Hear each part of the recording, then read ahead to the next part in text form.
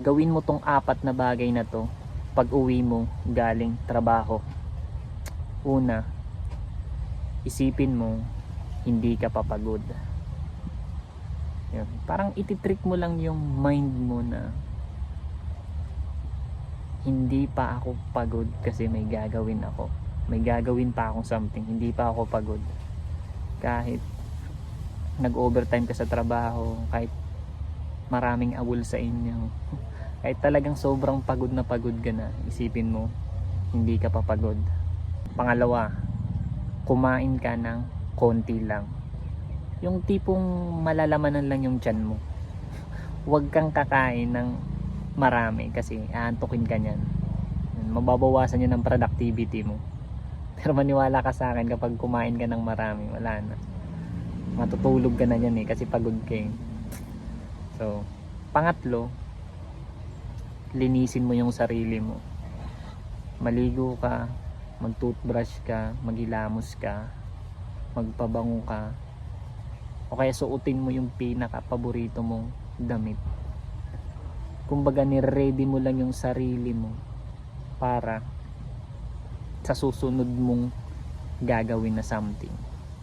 Parang wina-warm up mo yung sarili mo na tangina hindi pa ako pagod. Kasi yun yung trick na ginagawa ko kapag tinatamad ako, rinaantok ako, naliligo ako. Kumbaga parang ititrick mo lang yung mind mo na tangina panibagong araw to. Yun, parang ganun yun. Ititrick mo siya.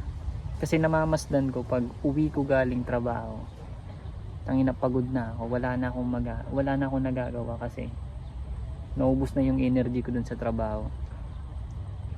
So ang gagawin ko, maliligo ako ng malamig para ma-refresh ulit yung katawan ko. Parang ganun yung ginagawa nating trick. Pang-apat, i-detach mo yung sarili mo sa trabaho. Yan. Kumbaga i-mentally check out mo yung mind mo dun sa trabaho para makaproceed ka na dun sa gagawin mo na side hustle or diskarte or something. Kasi ito yung ginagawa kong technique para masagad ko yung productivity ko. Kasi yun yung trick ng matrix. Papagurin ka nila kahit may oras pa naman talaga na makaka-diskarte ka pa. Kasi pinagod ka na dun sa sa trabaho, dun sa matrix. Yun yung trap ng matrix. Papagurin ka nila para wala ka nang magawa. Kasi alam na nila yung pattern pag pagod ka na, matutulog ka na. Pagising mo umaga na, maliligo ka na, tapos bubiyahe ka na, tatrabaho ka ulit. Tapos pag uwi mo, pagod ka na, matutulog ka na. Yun yung pattern ng matrix. Papagurin ka nila. So kailangan mo yung labanan. Ito yung apat na technique sinabi ko na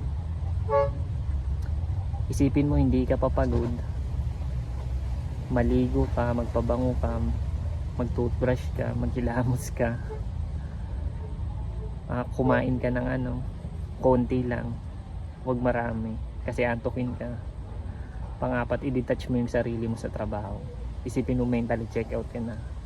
Yun yung gagawin mong apat na bagay para makagawa ka pa ng something. So kung nag-benefit ka sa video na to, comment ka sa baba kung may natutunan ka para makatulong tong video na to sa mga ayaw ma-stuck sa trabaho, sa 9 to 5 rat race. So hanggang dito na lang. Paalam.